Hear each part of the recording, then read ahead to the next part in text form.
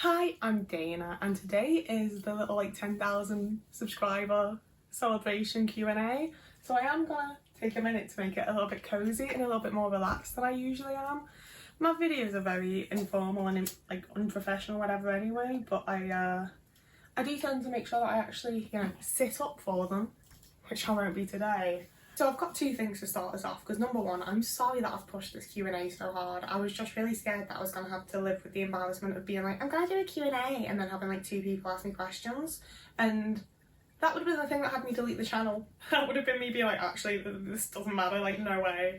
And secondly, before I get into this video, my last one was obviously the video that me and Winter made about their wheelchair getting absolutely fucking destroyed by Aer Lingus.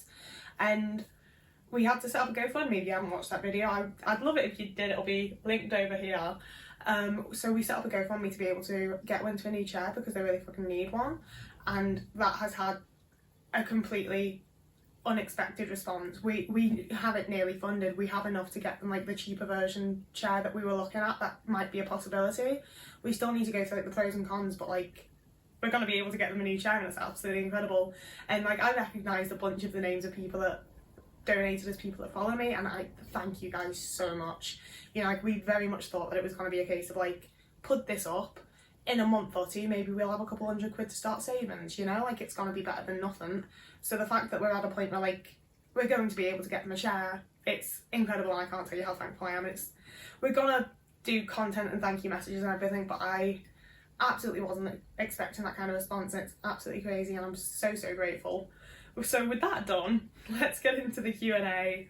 I'm gonna start with Instagram questions because that's where I asked first, and then YouTube, and then Patreon questions at the end, I think, because you guys asked some really good questions that I want to get into.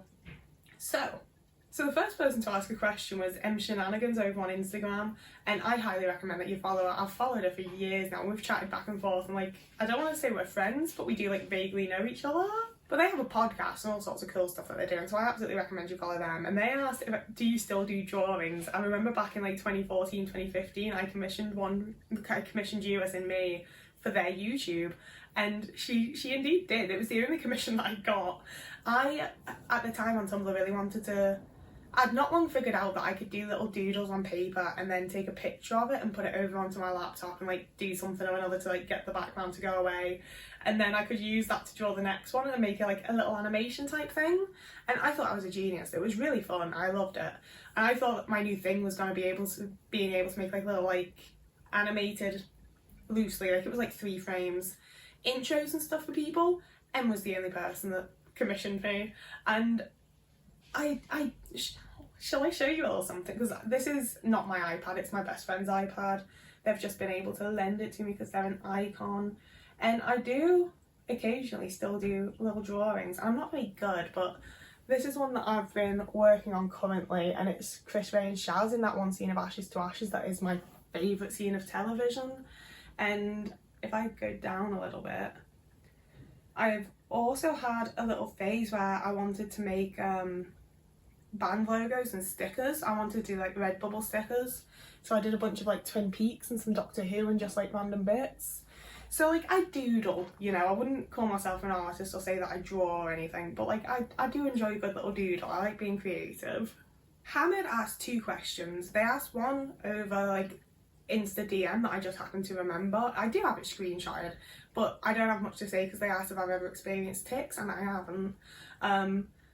I feel people kind of expect me to have because I have such high anxiety, but it's just not something I've ever experienced. It's not one that I do. It's not for me. I don't know. It's just never happened. Sorry, I'm editing and realised that I didn't answer the second question. So they also asked, when you realised you could be autistic, did you plan anything, binders, mind map, etc.? And I didn't. I was very I'm not a doctor, I don't know if I'm right, I just have this hint of a feeling that I'm probably autistic from all the research I've done. So I didn't want to push the doctors, I don't know if they were a doctor, the psychologist, the psychiatrist, whoever I saw, I didn't want to push them to make a decision based on what I thought. I wanted them to see stuff for themselves and make the decision based on that, which I got very lucky that it was someone who actually paid attention and did see it in me. I think in a lot of other situations that would have gone really badly and I probably should have prepared more, but I didn't, and that worked out for me. But but I think I got lucky. The Tony Tay asked, what's the best concert you've been to? I haven't been to all that many concerts, and the thing is, my special interest changed so much, and also the people involved changed quite a lot. So like, if you'd asked me this a year and a half ago, I'd have said Alice Cooper without a doubt, because he may not be one of like my absolute favourite musicians, but dude puts on a show. And I also absolutely adore the guitarist that was with him for a good while, Nita Strauss. Like, the first time I saw Alice Cooper live, it was because I wanted to see Nita Strauss. I didn't even know most of his songs, and seeing him live did make me somewhat of a fan, because it is just such a good show to watch. But then he came out and did the whole like, oh, we shouldn't be giving children puberty blockers, they don't know anything about gender. And it's like, your entire career for the last 50 years has been the fact that you're a man that wears makeup. Like, shut up. So I don't want to say Alice Cooper for that reason. Seeing the Foo Fighters, the second time I saw the Foo Fighters when they'd just released Concrete and Gold, that was at like the height of my adoration for them. But honestly, it just like, they weren't that great that day. Like, they played better the first time I saw them, to be honest. And they also, I feel honestly like I miss out on a lot of concerts for the fact that I'm in the UK. Like, the crowd, I've never been in a good crowd, honestly. Like, the first time I saw Foo Fighters was, that was the best time that I saw them. Like, they were absolutely incredible the first time, and the girls next to me just kept going on Snapchat and like looking through stories and stuff, you know, like, it's hard to be excited when that's going on. So this is such a ramble, but I'm going to say that the best concert I've been to was Alanis Morissette, who was the last person I saw all the way back in like fucking 2020 or something. I haven't been able to afford to do stuff like that for a good while, and I've had like a lot of anxiety around it also. I haven't, but Alanis Morissette's one of the musicians where like the lyrics and the way that she sings and stuff just connects with my emotions in such a way that like I was kind of concerned about seeing her live, and I was like, what if this like ruins her for me? Like, I really think it could.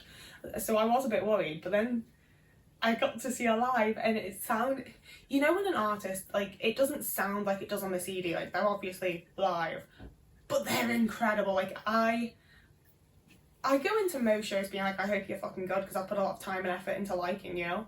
But Alanis Morissette was one of the people that I would have given a bit of like lenience towards, because it is like, you're singing those songs and you're doing it every night. Like, at some point your voice isn't going to be able to take it, but hers could. Like, she was just absolutely incredible.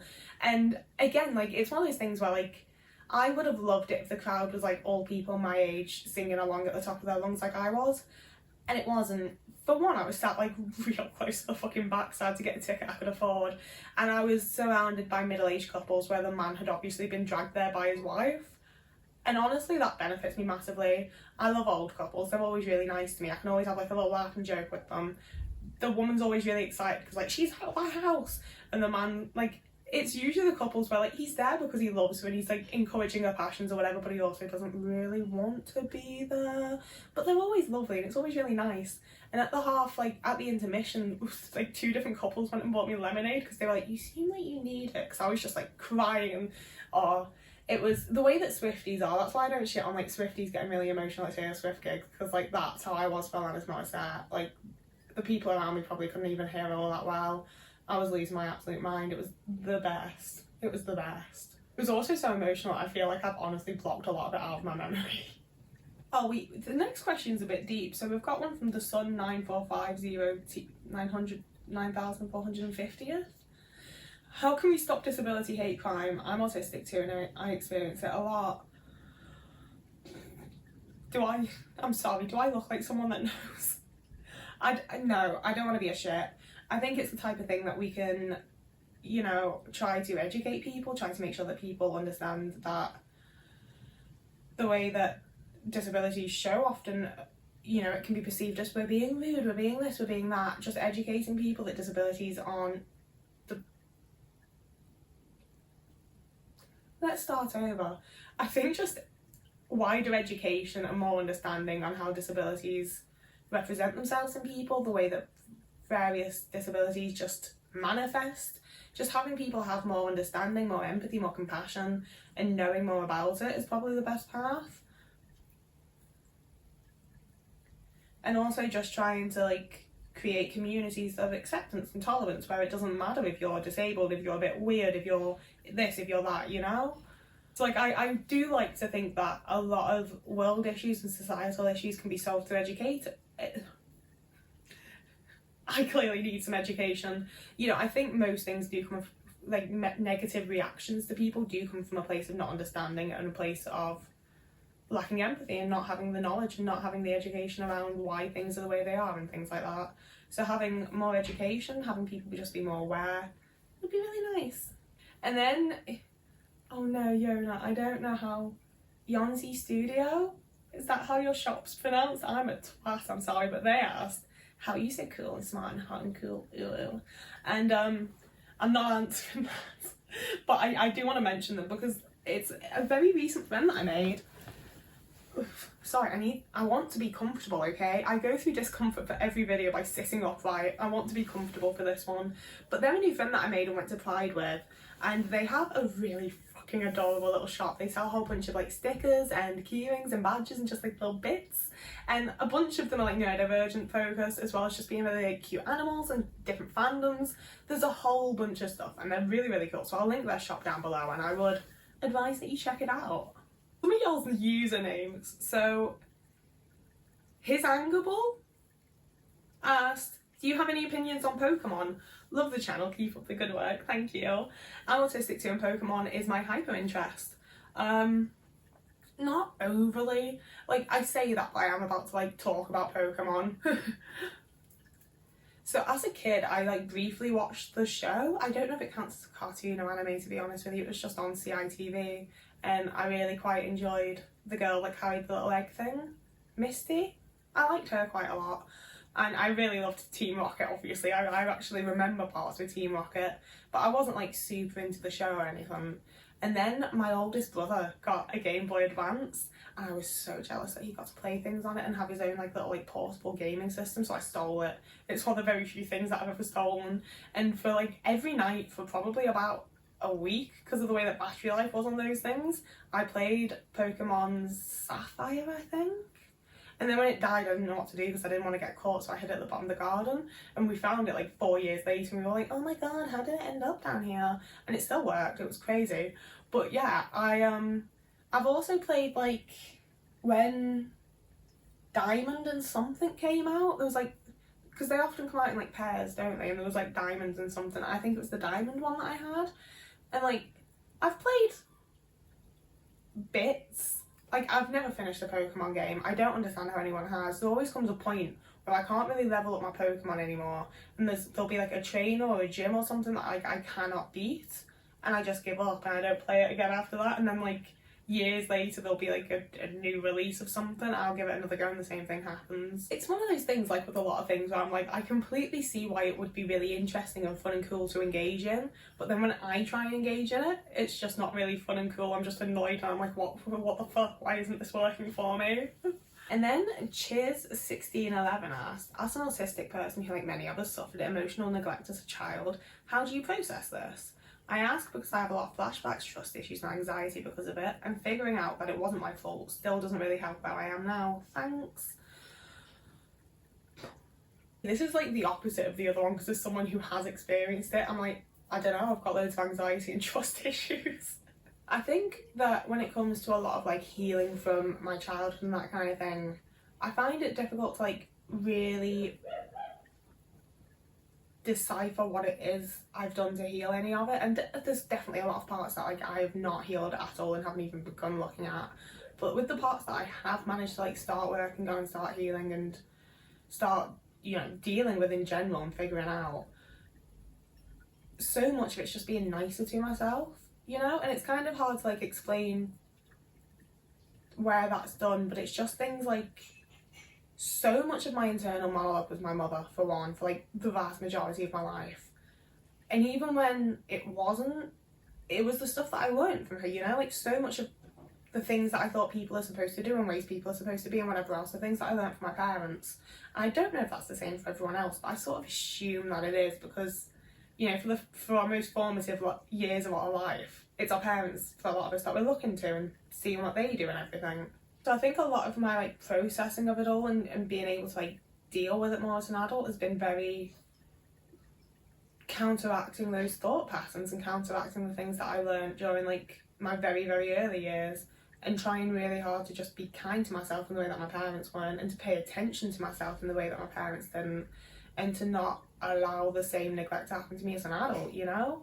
You know, like, especially just really focusing on my emotions and trying to find active ways to engage with my emotions when I'm feeling them in the moment. Like, I recently phoned a friend when I was feeling really, really sad, and as we talked, I actually told them things and was vulnerable with them, and like reached out to them for support. I ended up crying on the phone and speaking to them while I did it, and having them speak to me and comfort me and bring me back down from it, and I was able to like have my moment and cry and feel those emotions and deal with it, and then continue talking to them and continue like having a decent time after that. And that was the first time in my entire life that I've actively like been okay and like made the decision also to like cry around someone and be comforted in that moment. You know, because as a child, I was always taught, like, if you're upset, if you're going to cry, if you're going to show a strong emotion, you go and do it on your own, you deal with it alone. So I do think that some degree of, like, counteracting those things that I was told as a child and counteracting the ways that I was taught to deal with my emotions at an early age have been really, really useful. You know, like, I do think that, like, so many people put the whole thing on, like, oh, but it wasn't your fault. You know, like, it always takes me, I say always, I watched Good Will Hunting for the first time, like, 6 months ago, so now every time I hear anything like that, I have the flashback to Robin Williams just being like, it's not your fault. Is that even what he said? Have I changed that? But yeah, figuring out that it wasn't our fault, obviously, like, it can feel nice in the moment, but it doesn't help in the long run. And that's where it's like, yeah, sure, it wasn't your fault. It is your fault now. If you're being, like, emotionally neglected, if you're neglecting your own emotions as an adult, like, I'm sorry, but that is your fault now. And it's alright, you know, like, we all, I say we all, I've done it. Like, shit's hard and sometimes things happen. You know, it's not, I'm not saying it in like, it's your fault and you're never going to change. But like, it is our fault as adults, and we can choose to do better. And sure, it might be fucking hard, it might take us a long time to actually be able to do better. But making that choice and being nice to yourself and not allowing the same patterns that happened to you as a child to play in your life as an adult, I think is very important and a big part of moving on. I rambled about that for ages, I'm sorry. It's a good question. The next YouTube question was from John Edwards, and there's two here, so this is going to be a ramble as well. The first is, do you ever see yourself appearing on TV? And this is one of those things where, like, realistically, no. I don't know why that would happen. Like, maybe at some point I'll appear on the news for something horrible, I don't know. You know, like, realistically, I don't see it happening. But also, one of the things that I'm not sure if I've, like, really gone into on YouTube at all, because it does kind of embarrass me still a little bit. I do feel a bit like, oh no, I don't want people to know that. But from the age of, like, maybe 13 to, like, 17, a little bit older than 17 if we're completely honest, but for that age chunk, I was going to, like, drama schools and singing lessons and acting and classes and dance classes and all sorts of stuff, because I was very like, I'm going to be a performer. Like, I loved music, I loved acting. Like, for the vast majority of my teen years, like, I really thought that was what I was going to do. I was going to, like, be an actor, be a musician, you know, get into that kind of, like, thing. And I very much saw myself being on TV. I was like, I'm going to be in Doctor Who, mate. Like, I'm going to be some big bollocks actor. And I'm not. I'm not even very good at acting. I never was. And there is still some part of me that's like, no, but, like, you weren't good at acting because we were so anxious and, like, masked and, like, dealing with all sorts of stuff as a teenager. If we were just given the chance now, we'd be an amazing actor. We'd blow them all away. Our performance would be the performance of a lifetime. Everyone would be so jealous. And the reality is, I'm still an extremely, extremely anxious person. And even if there is some part of me that'd be an incredible actor without the anxiety is still there, so it's not going to happen. And the second question from John Edwards was, do you want to become a toy designer? And, like, it's not my main passion, it's not my main goal, but, like, again, if I was given the chance, I probably would. I think I'd be quite a good toy designer. Like, I can't think of ones off the top of my head, but whenever I've, like, fucked around with a kid's toy, I've been like, oh, if they did this, this, this, and this, it'd be so much more fun, they should just do this. Like, I feel like I could come up with toy designs if I, like, stumbled into the position where I needed to. Oh, I also got a question from She Says, and, see, this is the thing, because, like, your name is obviously not She Says, and, like, I'm not saying everyone has to use their real names on the internet, you're fine, but that's your name in my head. Like, this person comments all the time for, like, context for everybody else. Like, I it's only just registered with me that like that's not a name, that's just a username, and now I fully think of you as a person that's called She Says Quadruple One. But I'm not going to read out the whole thing because it is a long question. PIP renewal process, capability for work assessments from the DWP, traumatising every time. Do I have to go through these two, and how do I manage to go through it all again? Yeah, the capability for work assessments I haven't had to, I think I did it once, and honestly it was, I'm not even sure I actually did it, honestly. I don't know, I haven't got a clue. With PIP, I am currently going through having to like do the whole reapplication thing. I first got PIP back in like, I want to say maybe 2018 or 2019, and that was after like a year and a half or 2 years of me and my partner at the time doing up the application and trying really hard to get it, and it was such a relief when I got it. And they granted me it for 2 years, and then, you know, like I went through the 2 years, and it was during lockdown that they sent out a letter being like, you need to reapply. So I did, and they refused me, and like I said, it was the middle of lockdown, so they didn't even see me. I don't think I even had a phone call, you know. I think it was just like I filled out the paperwork and they were like, nah. Maybe that's how it is anyway, I don't quite remember. But so lockdown was a real tough time for me, and it was when I got really obsessed with Ashes to Ashes, and I was fully living in the 80s. Like I had like 80s hair rollers, I had like 80s kitchen utensils, like I was only watching things on VHS unless it was Ashes to Ashes. Like it was a time for me, so I replied with like 3 pages written out on typewriter in like tiny font. And I think honestly I think the way that it was written probably did for me than the things that I'd written, you know?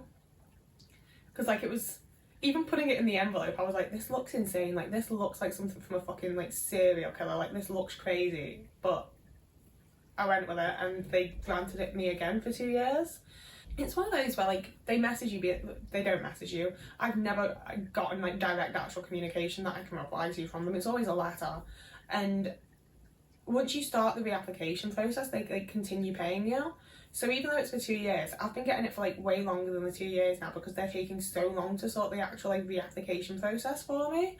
And in the past, I've had to do it on my own, and that's why I was like, I'm typing this up and I'm incredibly anxious.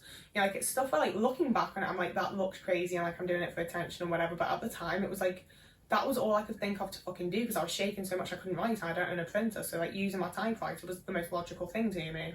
So going through it this time, I have Winter, as you all know, that's doing like the vast majority of like phone calls and appointments for me and everything, because I can't do it. My life has been falling to shit slowly for the last like 6 years because I just cannot do that stuff for myself. So I'm very lucky in that Winter's doing it for me. But like we had a whole thing where we thought that they were going to like do a home visit to my house to come and like do the interview or whatever it is they want to do, so that I can be like approved to continue getting my PIP and not have to worry every month the last month. But it turned out it wasn't that, and it was literally just like Winter to sign some papers that they're allowed to like talk on my behalf and do it for me, even though we're also getting the power of attorney put into place. And like it's trying to get to a position where other people can like do the shit that I can't do, rather than me just continuously not doing it, has been a nightmare on its own, honestly. So right now for me, it's not that much on my mind because Winter's sorting it for me, and I'm incredibly lucky and privileged to be in a position where I can't just fucking pass it off to someone else and be like, this thing's making me shake and vomit, can you deal with it? I will probably make another video about PIP at some point, because obviously it is like a really great thing to be able to get. Like I do feel very privileged to be able to go, hey, I'm disabled, give me some extra money for that, and to be able to get it, you know? But the actual application process is so humiliating and dehumanizing for disabled people, and the only people applying for it are disabled people, you know? Like I'm not saying make it easy to get, I'm saying make it easy for the people that deserve it to get it, but they don't, and it's horrible.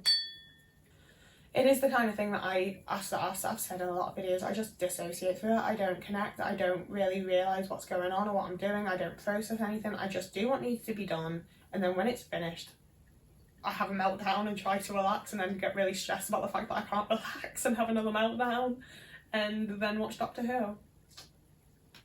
That was a completely useless answer for a really quite important question, I'm sorry, but like it really doesn't, I don't retain that kind of thing. It's a horrible process to have to go through. Oh, another difficult to pronounce username. Telofi? I'm sorry. But their question is, what's your favourite episode of Doctor Who and what is it you love about it? If that's too difficult, what is one random episode that you like a lot? Okay. I'm gonna give you both, okay? Because there'll be a video about this at some point too, I'm sure, but I had some like stressful, weird, negative news a few days ago and I've been dealing with it today. So I was like, I need comfort, I need happy, nice Doctor Who. What am I going to watch? Like, I was only allowing myself 2 episodes because I am also in the middle of rewatching Orphan Black Echoes. So I was like, I'm having 2 episodes, what am I gonna watch? I ended up watching Time Heist, which is the one that I'm saying is like random episode I like a lot. And it's one of those things where like, I don't like Peter Capaldi's Doctor, but I do like him quite a lot in that episode. Like, just, he feels doctory in that episode in a way that I really enjoy. And I do really like Clara at the minute, to be fair. I had, like, while she was actually in the show, I wasn't the biggest Clara fan. Like, I really loved her as Souffle Girl, and then as she kept coming as all these different characters, I was like, oh no, that's not for me. I want it to be, I don't like that kind of, you're changing it. I'm autistic and you're changing it. I don't like that. So I didn't love her at the time, but I actually really enjoy her now, and like rewatching a lot of episodes, I'm like, oh, she is fun. I do like her. And I think obviously the highlight of that episode is that Keely Hawes is in it as Madame Cabraxus. Is that? I literally watched it earlier today and I don't remember. I block out so many Capaldi episodes from my memory, I won't lie. But yeah, I enjoy that one. See, the thing with Doctor Who is that they have actors in that I like. So it's like, when I'm thinking of like random episode that I enjoy, it's like, oh yeah, the one Keely Hawes in. Do you remember does anyone else in the fandom still call it the Come episode, the 2-parter that was written by Matthew Graham that has Marshall Lancaster in it? Because I watch those like semi-regularly, but again, they're written by Matthew Graham and have Marshall Lancaster in them. It's just the Ashes to Ashes connection. Outside of that though, I do also enjoy Gridlocked a lot, the series 3 episode, because I love Martha. I really miss Martha. I really hope that we do get like this like Gwen Martha spin-off that the fandom seems to have invented. I hope they pick that up. But again, I like that because you get like all of the different fucking characters and different actors, like Lenore Critchlow's in that episode and I like her a lot. I very much just, if it's a random episode of Doctor Who I like it, there's an actor I like in it, that's what that is. But my absolute all-time favourite episode is Spyfall, and I refuse to say part 1 or 2, I'm counting both parts as one episode. I think that is the absolute like pinnacle of Doctor Who. That was the most excited I've ever been for Doctor Who. Like, bear in mind, I've been watching this shit since 2005. I've had my share of master reveals. I've gone back and watched a bunch of classic stuff. You know, like, I wouldn't say Doctor Who is exactly predictable for me, but part of the reason it's like my comfort show and I love it so much is that I do feel like I can sort of tell where each episode's gonna go as I'm watching it. You know, even if it's a brand new episode, I sort of know what kind of patterns they do and like, I have some foresight. And Spyfall was just absolutely all over the shop for me. I had no idea where it was going to go, what it was going to do. It was so exciting to watch, and especially when like I'd just had all these years of Doctor Who where I was like, it doesn't feel like Doctor Who, it's not exciting, it's not magical, it's not this, it's not that. And everyone around me was like, that's because you've grown up, Dana. It's not the show, it's you. You're grown up now, and that's what happens. And then we got 13 and she dropped through that fucking train ceiling and I was like, no, it feels like Doctor Who again. It's like magical and exciting and I'm excited. And Spyfall is like the pinnacle of that for me. That is the most exciting, just like, oh my god, what's going on, that Doctor Who has ever been. Getting all of the little like sprinkles for like the end of the child and all of like the flux stuff that's about to come and everything with the Master. And the reveal of Sacha Dhawan as the Master is my absolute favourite Master reveal in the entire show. The entire build up to that. Oh, it kills me every time. And obviously, like, I'm someone who makes other people watch Doctor Who with me quite often, and getting to watch other people, and especially getting to make Winter watch it with me and being like, because O is so likeable. Everybody loves O when you first get him, and watching them, and like when he goes into the fucking Doctor's TARDIS, and the first time you watch it, like the first time Winter watched it, they're like, oh, he's so happy to be there, he's so excited, he's so this, and knowing that he's the Master, oh, and he is fucking happy to be there, he sure fucking is. Like, it's just such a good episode. Oh. And like on the plane, see, that's for me, it's when the show like understands when things are gonna like click for people, and it doesn't always work for me, but it worked perfectly for me in that episode, because it's one of those where I'm like, no, no, no, and then you see the TARDIS out the window and he's like, oh, I hoped you'd say that, and you're like, oh, oh, oh, like it was just absolutely flawless for me. It was absolutely perfect. I don't think that Doctor Who will ever be better than that for me. Like, it was one of those episodes where, like, even having watched, like, all fucking 11 seasons beforehand and, like, a bunch of classic stuff, I was like, that's the best thing I've ever seen. That was brilliant. I loved it. Okay, and we're real deep in now. I'm sorry, I didn't think it would take me this long. I was like, I don't have that many questions. Like, this is going to be a really short video. I'm going to have to, like, really ramble. But, I didn't really need to ramble as much as I have. But that was also just how much I ramble. So, again with the usernames, because I read the words and I notice the pictures and I remember the ones that, like, if you comment, like, reasonably often, I remember you to some point, you know? And nobody of consequence, like, comments quite often. And it's one of those, like, I know the picture, I recognise, like, the sequence of letters that makes up their username, but reading it for this and having to be like, so nobody of consequence asked, like, dude. But nobody of consequence asked. Alright, it's a question you want. If one of us was to... I just forgot how to read, sorry.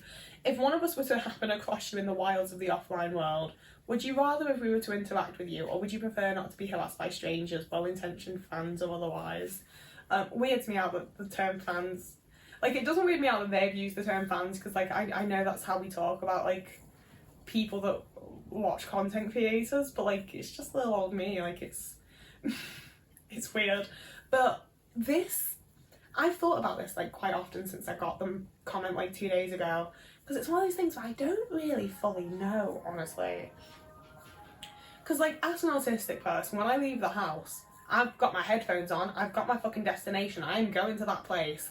Like, I think there's a fair chance that, like, if you caught me on the wrong day when I'm, like, set on where I'm going, and, like, in my own little world and whatever, I wouldn't even notice you trying to stop me.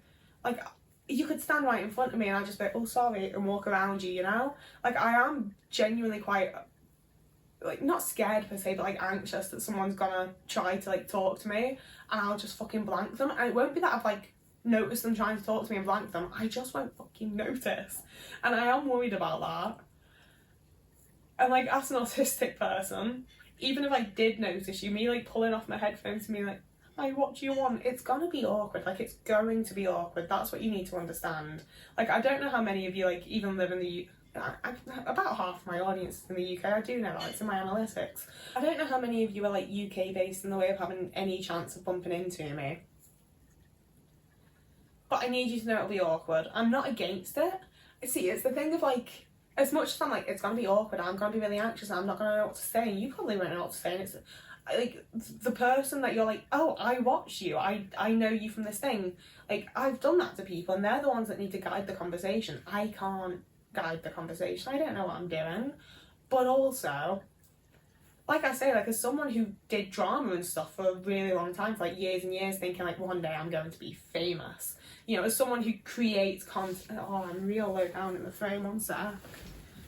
You know, as someone who creates content, obviously it crosses my mind that, like, people watch me, people out there in the world somewhere are aware of, like, my face and who I am and the things I say online.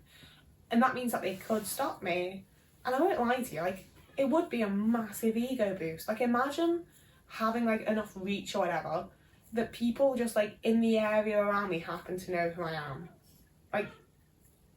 Like getting to actually speak to in person to someone who watches my videos and is, like, part of this little community that I've built.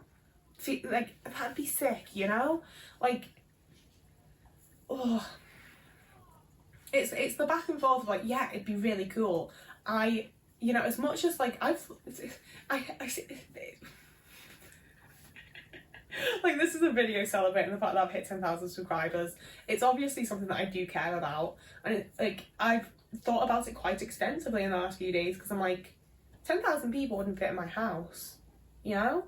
Like, if we were all stood shoulder to shoulder from, like, living room, kitchen, bathroom, my housemate's fucking bedroom, my bedroom, if we filled every standable part of the house with you guys shoulder to shoulder, with all the furniture moved out, I don't think 10,000. I don't think. I live in a 2 up 2 down terrace house. 10,000 people would not fit into this house even like that, you know? Like, that's lots of people. It's really weird. And getting to actually, like, meet and speak to one of them would be really cool. Like, I do kind of want to be like, so why do you follow me? What's going on there? Yeah, I really don't know. Like, I would immediately message all of my friends and be like, oh my god, I just got stopped by someone that watches me on YouTube. And, like, I would think it was very, very cool. But I do think in the moment I would be quite awkward and, like, and it wouldn't be that, like, I don't want to speak to you. It would purely be that I'm autistic and I get anxious while speaking to people, you know? So yeah, if you see me out and about, do feel free to say hi. But I'm incredibly sorry if I'm massively awkward or straight up don't notice you. Brian Foster asked, congratulated me first, thank you.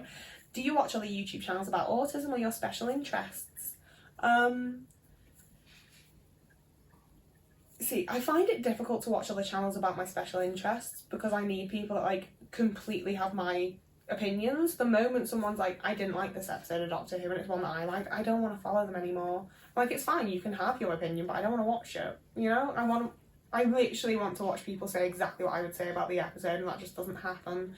But then I have, like, you know, like, with being super into movies and TV shows and stuff, I do feel like it often, like, ties into me trying to, like, understand the world without having to actually engage and be a part of it. So as such, I do feel like as a special interest that sort of extends to, like, pop culture in general. So I do watch a lot of YouTube channels that do, like, video essay type things about, like, celebrities and various bits of pop culture. I really like Mila Tequila off the top of my head. I can't think of the ones that I watch. I don't think I'm even subscribed to them, to be honest. They just happen to, like, sort of come up in my recommended and I watch them. Tiffany Ferg. I say that, but I do also watch quite a few, like, video essayists that talk about, like, movies and TV shows, but I tend to prefer watching them talk about ones I haven't seen yet or ones that I've just watched and don't really have my own opinion on. I don't watch nearly as much YouTube as I used to. Like, it's kind of weird because, like, I was a big, like, YouTube kid and teenager. Like, I absolutely, like, knew everything that was going on the platform kind of thing. And it's like, I only very recently found out who Mr. Beast is. You know, like, a lot of the stuff on the platform just doesn't interest me anymore. In regard to autism channels, that's another one where, like, I fear that I'm going to start, like, unintentionally plagiarising people and, like, just, like, regurgitating what they say because I've heard them say it. So I don't watch as many autism channels as I used to. And a lot of the ones that I did like, I found reasons not to, quite frankly. Like, one of my absolute favourite ones I found out after, like, stating in YouTube videos that they were one of my favourite YouTubers.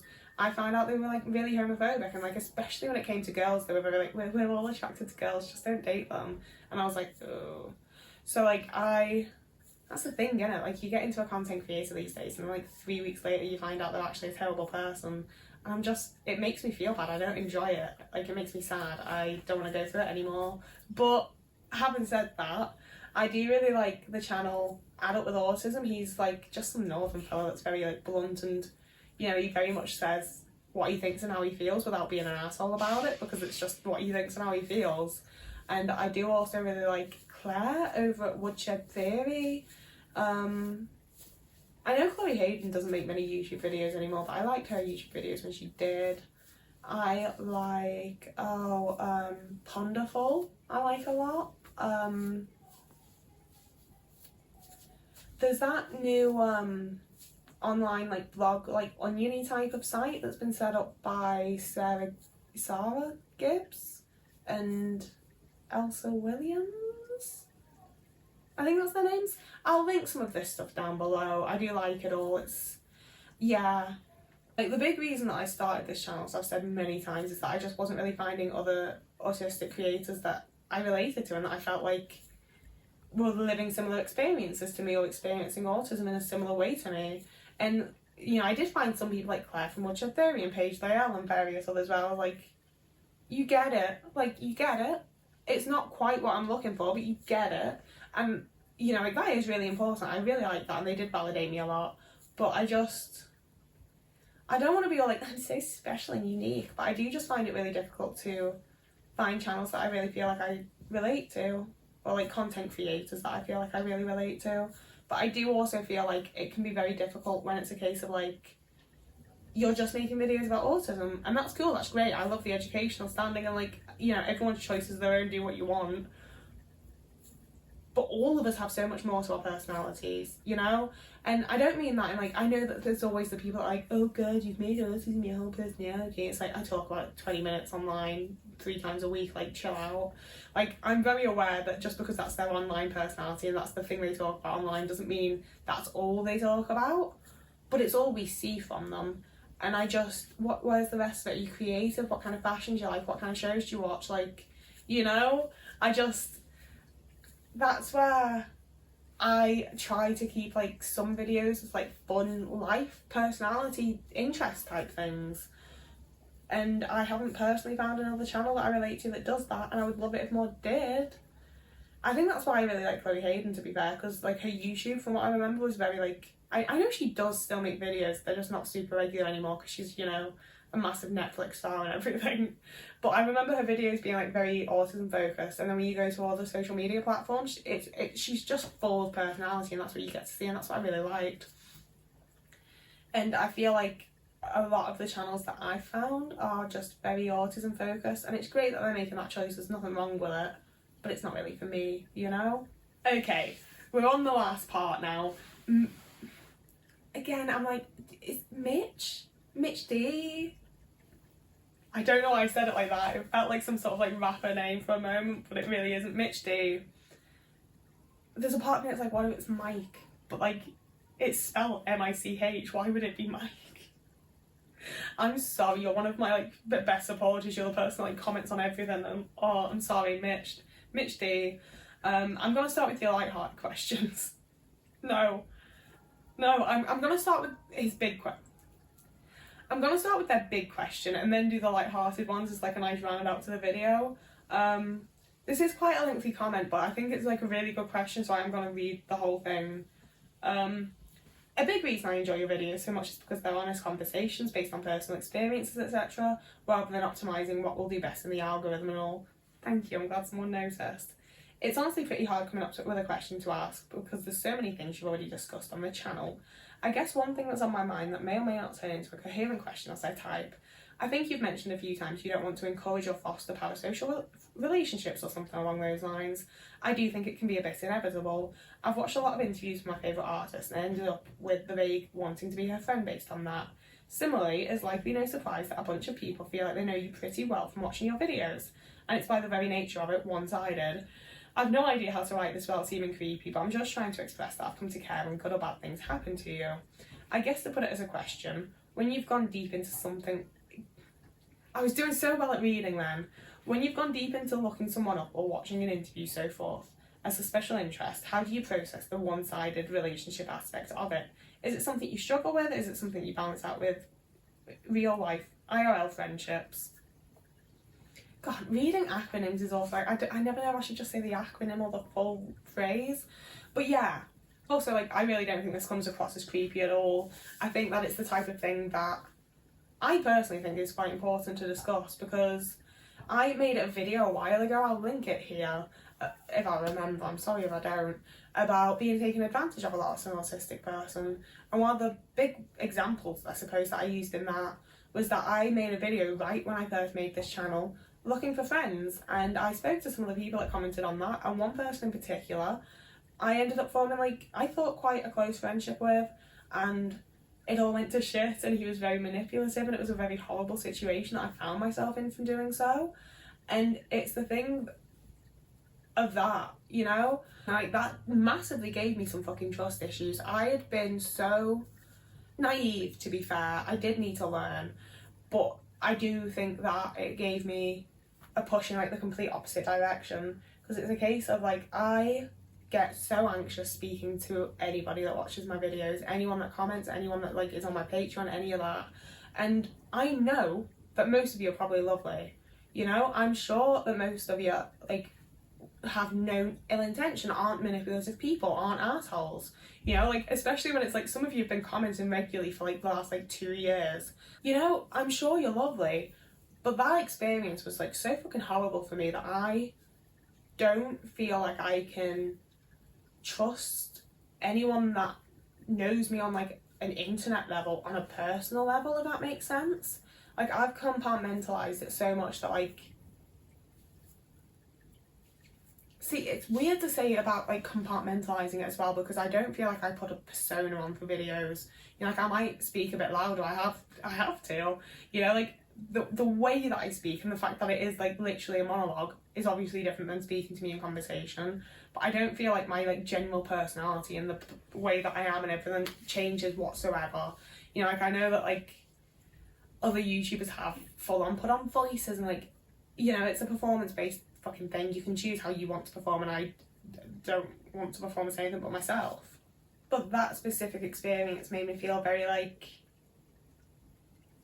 y'all get to know me, like the comment said, like you do get to know me. I do tell you a lot of things about my life, my experiences, the way that I think and feel about things, my opinions on stuff, like a huge amount of my like personality and the things that like you would find out about me if we were getting to know each other as friends and whatever, it's just there on the internet for you to find out as and when you want, while you're just sat in your room watching this, you know? It's something I think about a lot, and something that I've like increasingly thought about as I've gotten more and more followers, and it feels more and more like the stuff that I put on the internet will actually probably end up somewhere and be somewhat remembered. Like, not remembered, but you know, like the first YouTube videos that I ever posted are gone, you know? Like, I posted probably in 2011ish for the first time, and I posted like semi-regularly from then through to like 2015. They're gone. They are gone, you know? Like, they haven't been posted on Reddit somewhere for someone to dig up in a few years or whatever. Like, they are gone. Whereas these ones that are getting like a few thousand views instead of 30, they could stick around. They might not be permanently gone if I choose to just delete them, you know? And that gives me the awareness that I should be more careful about what I say, but I don't necessarily feel like I know what I should and shouldn't say online and things like that. And that's why I have the big fear that like, and like I do worry that I'm telling you guys too much and I'm letting you get to know me too well, you know? Like, a lot of the celebrities that I like remain very private and like mysterious and whatever, and I am like, is it not necessarily dangerous, but you know, like, is it wise to let people know me this much when I don't know them? And like, when I was first gaining followers and stuff, and I'd check everyone out, like I was speaking directly like back and forth with a lot of people, and like around that time there was someone I was talking to on Instagram that I got really close with, and it's one of the things that I do think may also be unwise for me, because I really struggle with like letting people get to know me. I don't like speaking about myself to a person. You know, like if I'm talking about whatever I've been through, whatever experience I've had or whatever else in a video, you can turn it off at any point. If I start to bore you, you can just turn it off. If I'm speaking directly to someone, I don't like talking about myself because I don't necessarily know when I should stop talking about myself. I don't know when they want the conversation to turn to them. I don't know if I'm just being like super self-obsessed and making like everything about me, you know? So I did honestly really, really like that I had these like, this like built-in friend essentially, you know? Like, she'd watched all my videos, she already knew all sorts of stuff about me. Like, if I wanted to be like, oh, I remembered this thing that Rich did, she knew who that was. She, you know, like if I wanted to talk about my family situation, she knew what the law was there. And like, obviously there are some things that I choose not to share that are like private to other people and not necessarily directly related to me. But like, she already had the context for like any part of my life from watching my videos. And it's the type of thing that I register other people would probably find quite creepy. I register it's probably not the healthiest fucking friendship to have where like, she already knows everything about me and I'm like, so do you have parents? Do you have brothers? What's going on?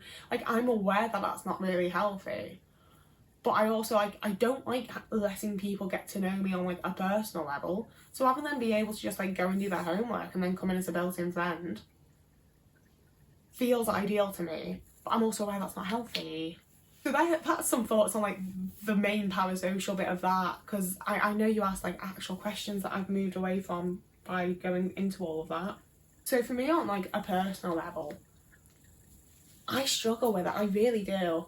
And I think that's part of why I don't watch so many YouTubers anymore, because I don't do so well when they feel like they're obtainable in any way, you know? Like, if it feels like I could speak to that person,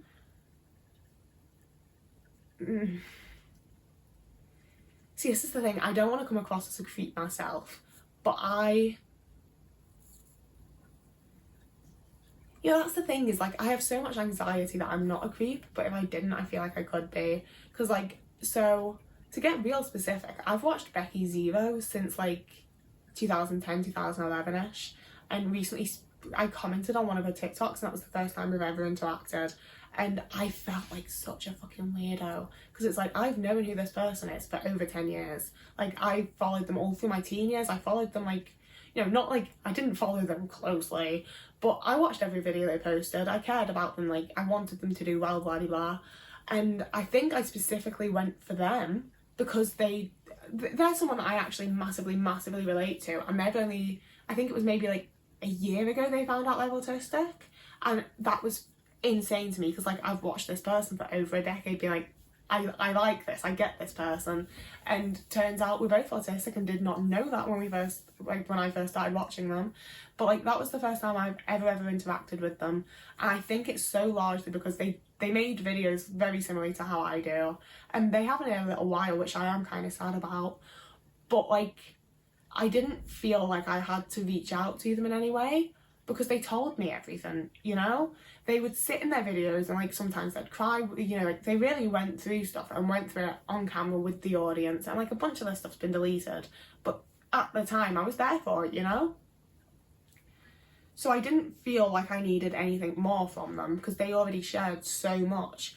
But on the other hand of that, when I was quite a big fan of Dodie back in the day, Doddle Waddle, that fucked me up. Like, it didn't, because like I said, I was so anxious that I was never going to message any of these people or actually try to build a friendship or whatever. But I found so much about Dodie. It's like, that's the thing, is like, if someone's somewhat accessible, I'm fine with their social media profiles. I will, and I don't do it anymore because I specifically don't engage with that type of celebrity, because I do this and it's not healthy, and I don't allow myself to do it. That's that. But like, I will find every social media account they've ever had. I will find all their family members. I will find people they're friends with and see the pictures they've taken with their friends that are on their friends' accounts that no one else gets to see. Like, I can't control myself. And it's one of those things where when I'm doing it, I act like it's fine, because it's just little old me. I'm not going to do anything about it. I'm not going to do anything with it. And it's like, no, but that is fucking creepy. Like, you don't need to find that information about someone. You don't need to know those things. And the fact that I'm not going to share it, the fact that I'm not going to like do anything creepy with it, doesn't stop it from being creepy. And that's where I actually like really like and respect and enjoy celebrities that are a little bit more private. So like, for me, when I say like private, I'm talking about people like Keely Hawes, Gillian Anderson, Jodie Whittaker, Billie Piper. They're people where like, yeah, you can find a good amount of information about them. They've been in a lot of like TV shows and movies. They've done a lot of interviews. They don't really share that much about their private life. Like, I can't imagine what any of their bedrooms look like, you know? And I'm sure if I really went on a fucking deep dive through like Billie Piper's Instagram or whatever, I could find out. But the fact that she's not,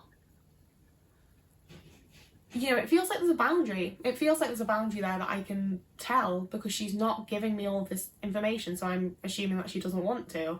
When a YouTuber sat there or like, here's my bedrooms, or it doesn't feel like there's as much of a boundary. I don't know how to put that in myself either. I've also done a bedroom tour. I also think that's fun content. But like, it's just such a different level of being allowed into their world, and it's one that I cope much more healthily with. I also think that I'm someone who copes better by going for actors as well. Like, when I was really into the Foo Fighters, I found those men's addresses. I knew their home addresses. And I wasn't going to do anything with it. I wasn't going to show up. I wasn't going to send anything. But that is still extremely creepy and not something you should be doing. Like, I can't really do musicians all that much either, because I get creepy about it, because that's the person. Whereas if I go for like Gillian Anderson and Keely Hawes and Jodie Whittaker, sure, I adore them. But I adore them for the fact that they've given me these characters, so I can fixate on Alex Drake and the Doctor and Keira Manning and Dana Scully. And I'm not expecting anything from them because I know they're not real. And sure, I can then go down the whole rabbit hole of getting really upset that my favourite person in the whole fucking universe isn't a fucking person, they're not even fucking real. But I do feel like that's much healthier than being like, I just need Shirley Manson to acknowledge me and then I'll be okay, you know? Like, obviously it very much is something that I struggle with, and that's also where like it worries me when it comes to like my own safety sometimes, because I'm so aware that when I was doing like creepy ass things, as much as it was to people that are never going to be aware of it and I wasn't going to do anything with it, I was doing very creepy things, and I still, I did that. I know what was going through my mind. I knew that I wasn't going to do anything dodgy with that information that I was gathering and whatever else. But so often when like but it does mean that when it comes to myself, I feel like I've definitely gotten some comments that I should have shut down immediately and been like, no, we're not doing this, you're blocked. And instead I entertained it for a little bit too long, because I was like, oh, he's probably not being creepy though. Probably like he's thinking like this and he's thinking like that and they're thinking this. And like, no, I should have just shut it down. I do a lot of like, oh, well, I did this and I felt like this, when really I should just be, no, that's creepy. But I wouldn't want people to have that reaction to me, you know? Definitely not something I balance out with real life friendships. I've always found real life friendships to be very, very difficult. And if anything, I've often used like characters and celebrities and like public figures and whatever else to deal with the fact that I don't have any real life friends. And that's also probably where it's like encouraged it to not always be the healthiest way of being, you know? But I am also someone who so often like, I don't want to engage in social situations. I don't want to like, I want to be there. I want to soak it all in and be a part of it that way. I don't want to have to engage in it. So I would much rather watch a lot of things than actually be a part of them. And that's where it's like, why would I go out of my way to try to speak to a YouTuber when I can just watch all their videos and things like that? That's how it is for me.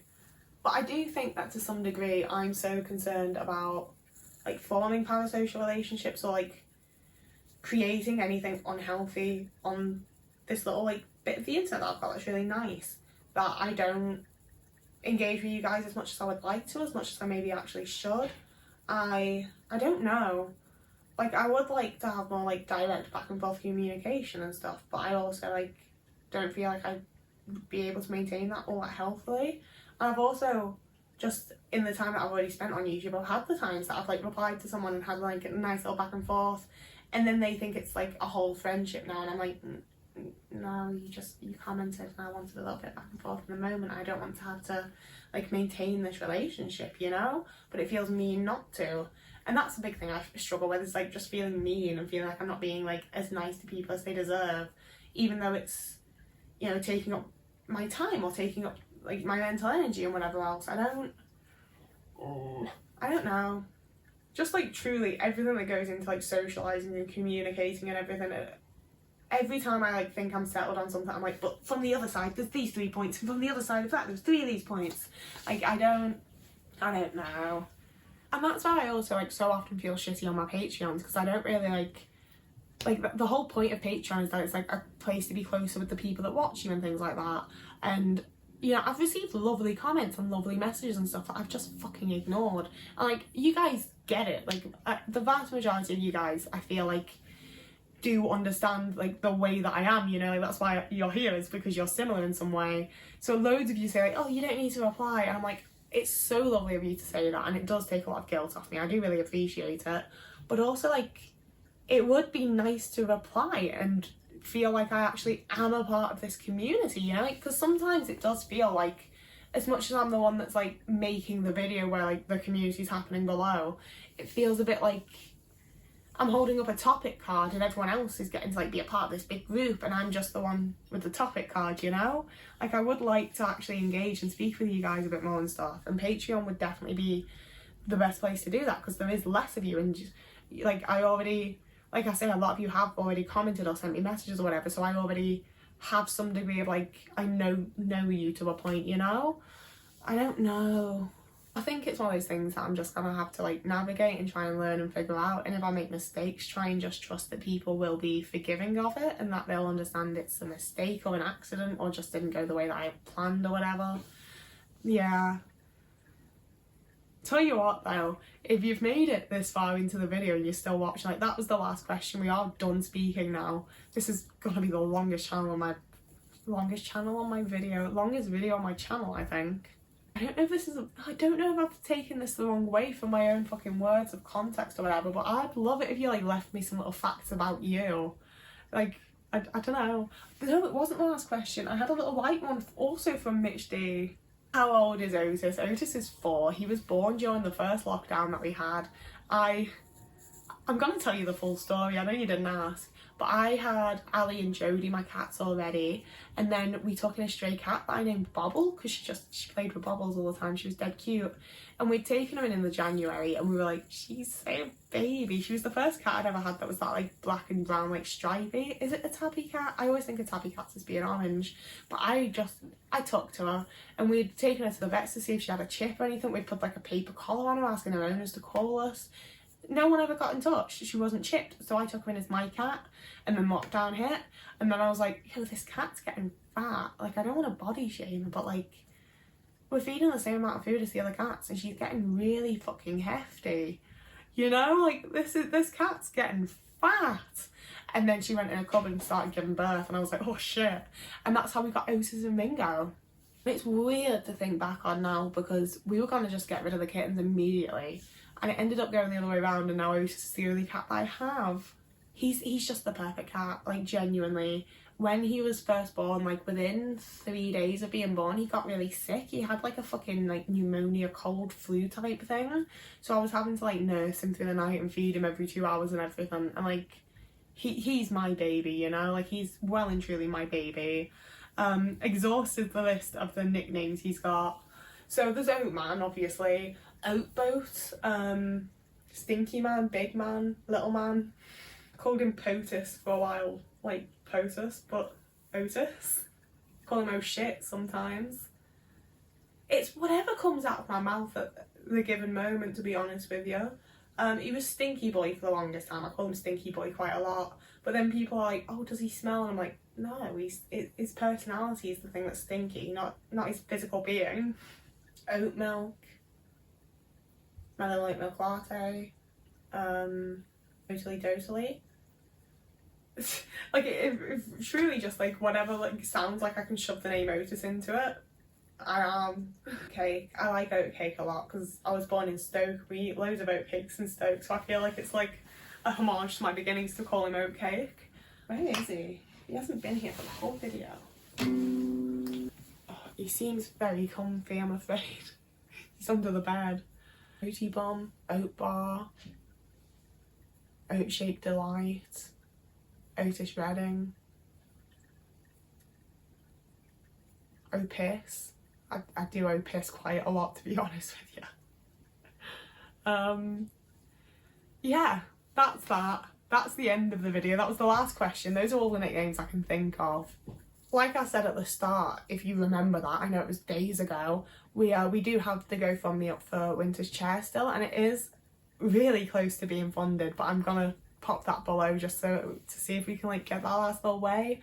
I would really love if Winter would have enough to be able to like fully do a pros and cons of all the different chairs they've looked at and just get the best one regardless of price, and reaching the goal would allow them to do that.